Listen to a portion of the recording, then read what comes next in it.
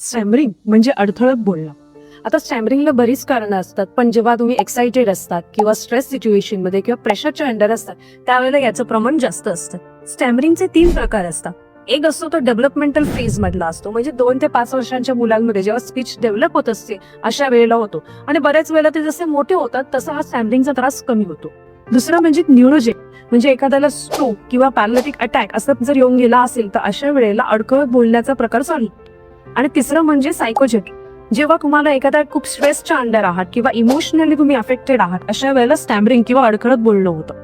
स्टॅमरिंगचा exact cause अजूनही कळलेला नाहीये, but most of the times ते आयदर न्यूरोजेनिक म्हणजे तुमच्या ब्रेनशी रिलेटेड किंवा जेनेटिक म्हणजे तुम्हाला अनुवंशिकरित्या आलेलं असू शकतं. याच्यासाठी बेस्ट ट्रीटमेंट म्हणजे अर्ली इंटरव्हेन्शन, म्हणजे जेवढ्या लवकर तुम्ही त्याच्यासाठी ट्रीटमेंट चालू करू शकतात तेवढ्या लवकर तुम्हाला त्याचे इफेक्ट दिसून येते.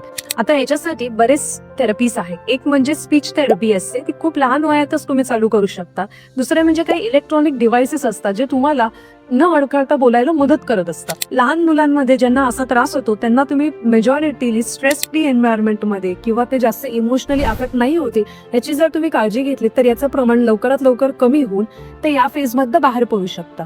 आणि ॲडल्ट केसेसमध्ये जिकडे एक न्यूरोजेनिक कॉज असू शकतो अशांमध्ये न्यूरोजेनिक कॉज फाइंड आउट करून त्याच्यासाठीची ट्रीटमेंट घेतल्यानंतर लवकर इफेक्ट होईल. थँक्यू.